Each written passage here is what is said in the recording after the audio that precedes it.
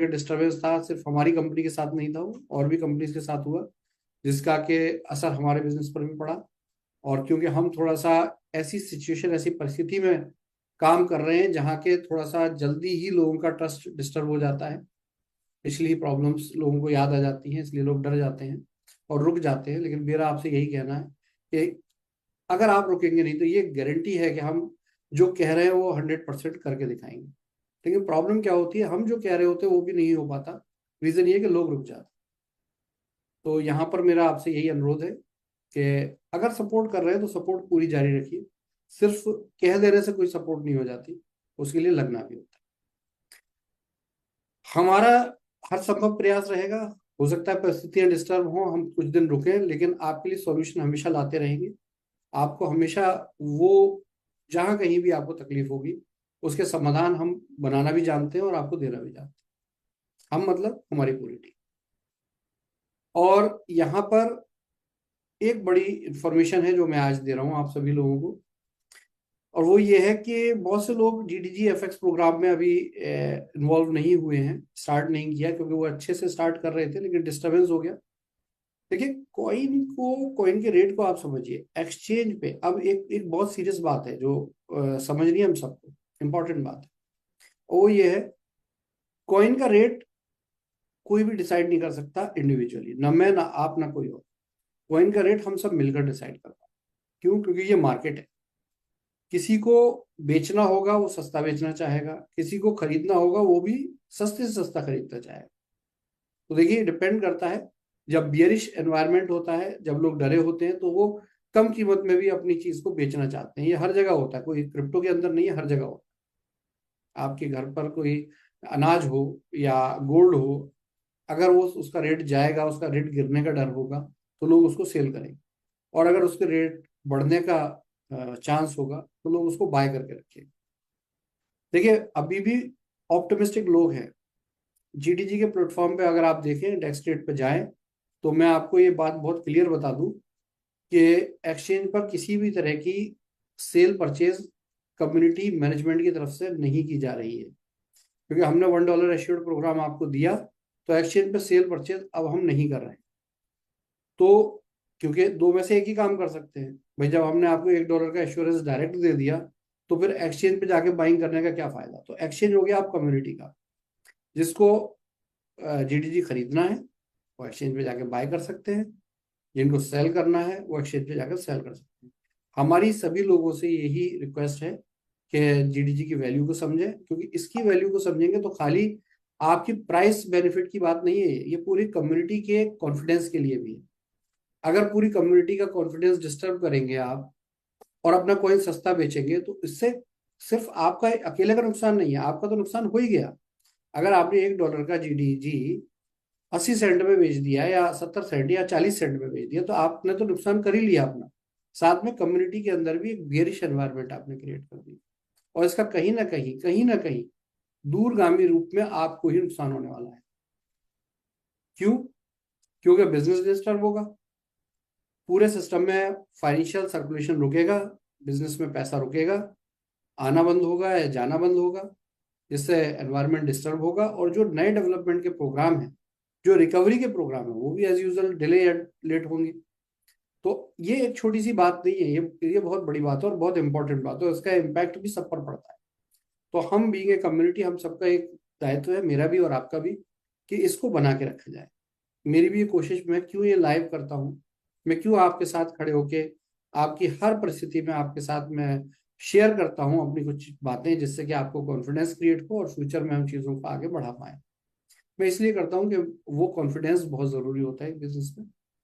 और इसी तरह से हर इंडिविजुअल को ये बात समझनी, हर व्यक्ति को ये बात समझनी होगी कि मुद्दा जो है 10-20-50 हज़ार 1-2 लाख रुपए के प्रॉफिट लॉस का नहीं है। यहाँ है पूरे सिस्टम के चलने का।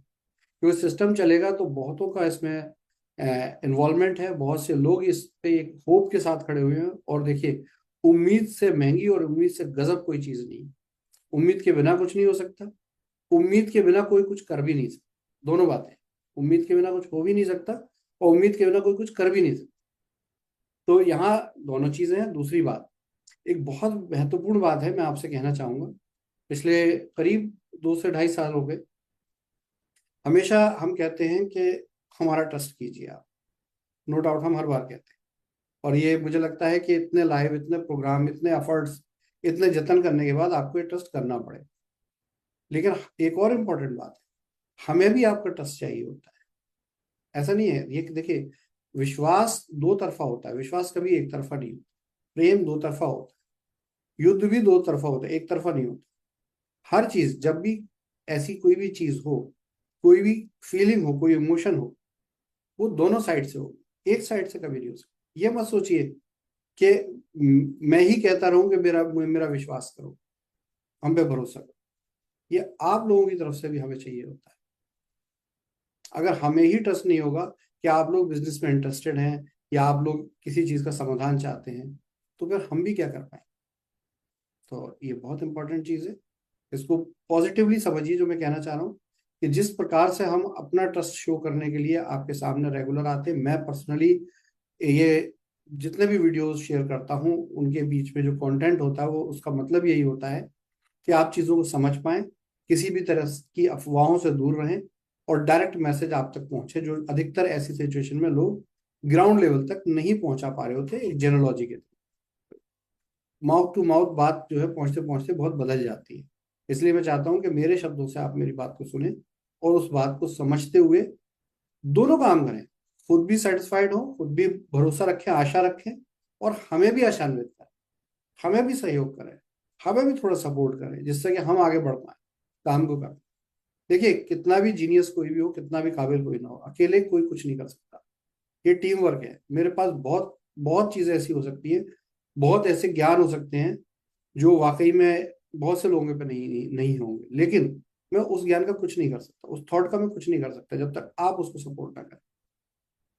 तो माय डियर फ्रेंड्स, मेरे दोस्तों, मेरे साथियों, मेरे कम्युनिटी मित्रों, ये यही लाइव का यही मकसद है, मेरे इस वीडियो का यही मकसद है कि इन सब बातों को समझें, हमारे यत्नों को समझें कि हम क्यों आपको किसी भी परिस्थिति में वो लिवरेज, वो रिलैक्सेशन देना चाहते हैं, जिससे कि आप और हम मिलकर आगे बढ़ते हैं।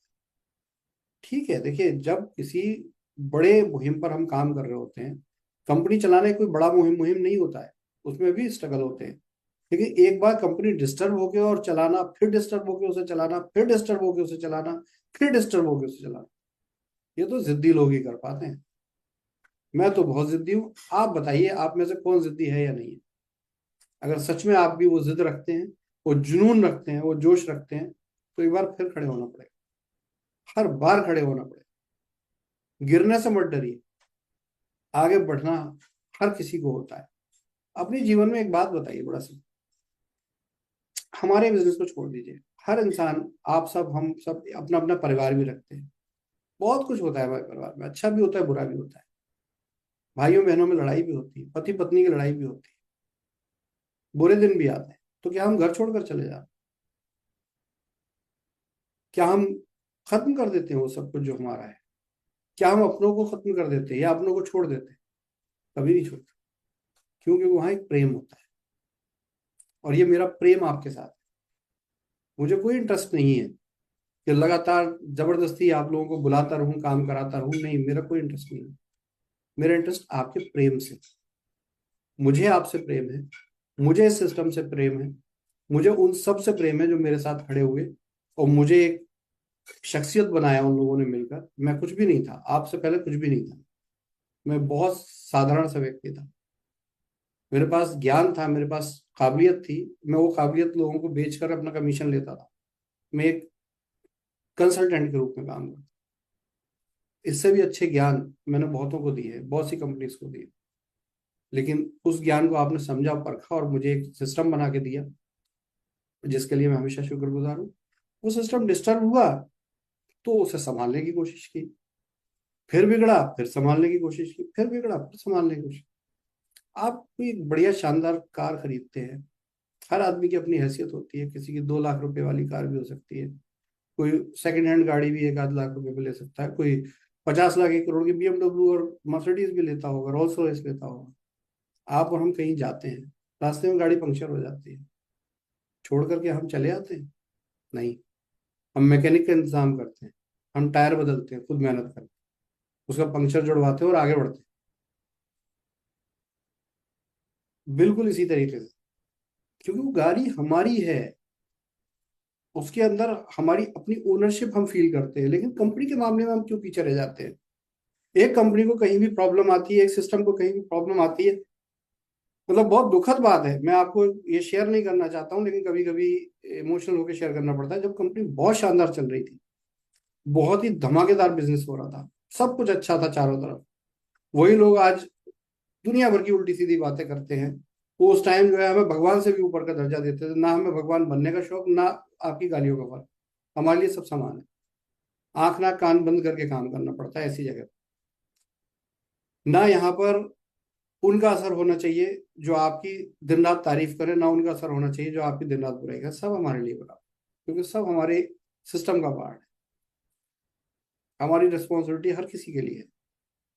तो उस दौर में अच्छी खासी कंपनी चल रही थी, और लोगों की पैसा कमाने की जो थ्रेशोल्ड होती है, लोगों ने इतना कमाया, इतना कमाया, इतना कमाया कि उनकी कमाने की सोच ही खत्म हो गई। और उन्होंने कहा अरे भाई अब तो ये कंपनी जाने वाली, दूसरी कंपनी पकड़ो। और दुनिया भर की र्यूमर, दुनिया भर की चीजों ने पूरे सिस्टम की ऐसी तैसी कर दी। अरे सर इतनी जल्दी कैसे छोड़ देते हैं? खड़े तो रहिए कुछ टाइम, जुड़े तो रहिए कुछ टाइम। ठीक है, जब आपकी गाड़ी बिगड़ती है आप उसे संभालते हैं, आप उसे फेंक के नई गाड़ी लेने नहीं चले जाते, या नई गाड़ी में बैठने नहीं चले जाते।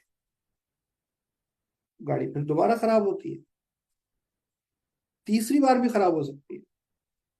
परिवार में हस्बैंड वाइफ होते हैं, एक बार झगड़ा होता है, दो बार झगड़ा होता है, 10 बार झगड़ा होता है, एक दो दिन हो सकता है बोलचाल भी बंद हो सकता है पत्नी नाराज होकर मैके चले जाए, फिर वो मना के ले आया जाता है, लेकिन वो परिवार खत्म नहीं किया जाता।